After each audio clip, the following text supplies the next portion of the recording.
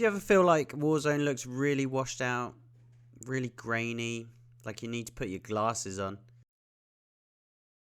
Then this video is for you. You may have noticed in my previous videos that my picture quality is getting a lot clearer.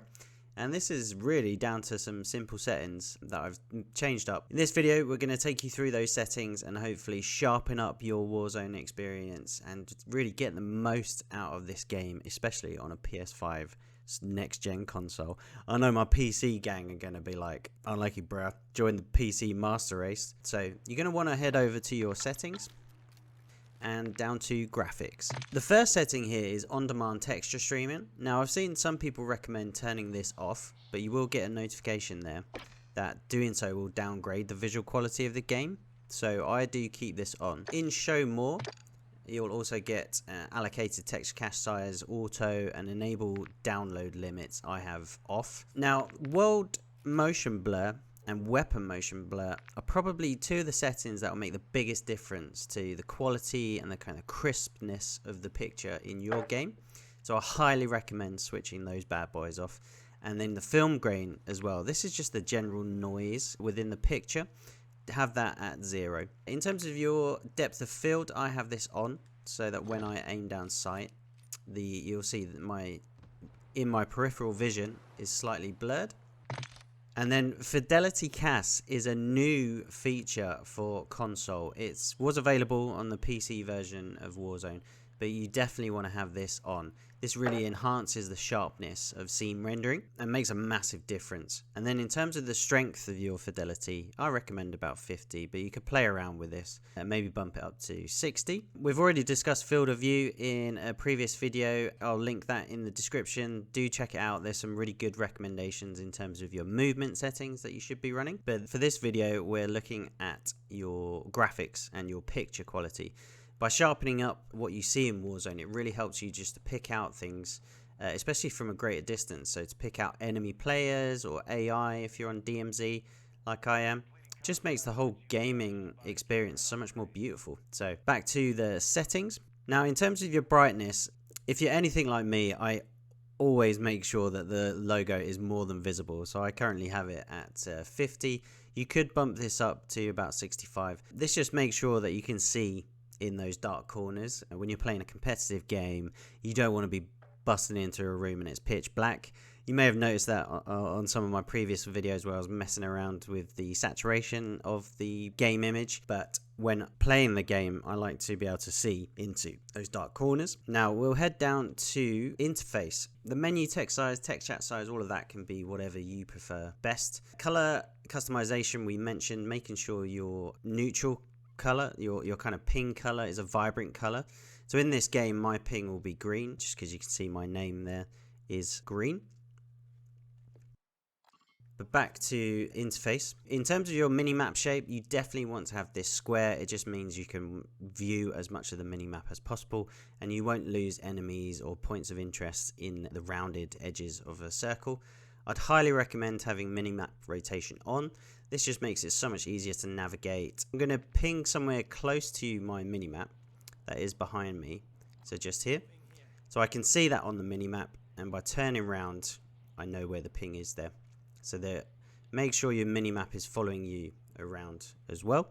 Next up in your interface is horizontal compass. I keep this on. This is the thing I mentioned in some videos, that you can get call outs from people saying, oh, there's a player south 197, but you know, who has time for that? People just want to ping. Then I definitely recommend having your crosshairs on. That just helps with your centering. I'll skip through these because we've already discussed them in a previous video. I like to have player names, the full name up. You can change that to whatever you like. It won't make a radical difference to your gameplay. Center dot I have off. That's just to stop the persistent dot in the middle of my screen. Then you can also have your server latency, packet loss, a clock, and connection meter on screen as well. I don't bother with this.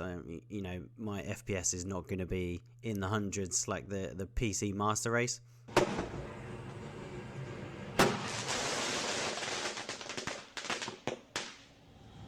Now, inverting flash, I highly recommend this just to avoid getting absolutely blinded by flashbangs. It gives a low light black effect to flashbangs instead of the bright white that can be super blinding. But let me know down in the comments if that is a feature that you have off. Now, another important thing in your interface that will make a big difference to the kind of saturation of the colors that you see in game. If you head to color customization, I actually have color filter on too. This just makes the colors more vibrant in my opinion.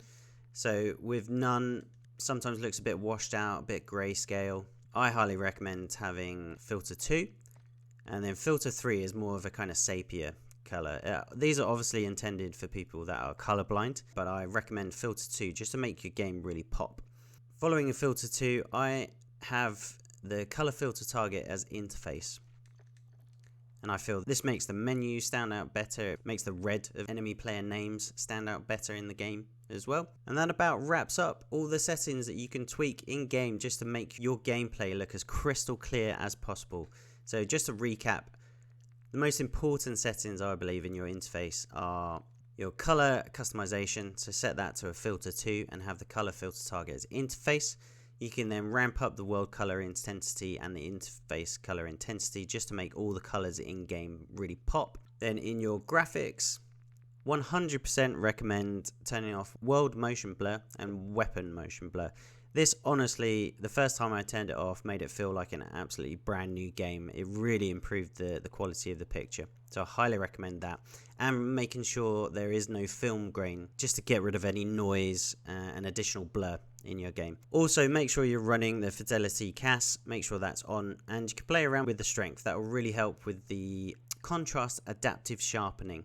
So yeah, this just really helps to make, you know, the colors pop and makes it a lot easier to pick out players. So I can see there's a player over there. So I highly recommend these settings, but let me know down in the comments what you found most useful in your testing. As a new YouTuber, I hope you found some value in this video. Please do consider liking and subscribing, share this with your friends, as well as the previous settings video. Highly recommend checking out the rest of my content, and if you enjoy what you see, please do consider subscribing. It would mean the absolute world to me, and I will keep grinding to give you more DMZ and Warzone content from a casual player's perspective, to save you the faff of having to look around and get depressed by watching other sweaty players absolutely dominate in this game. And I will see you in the next video.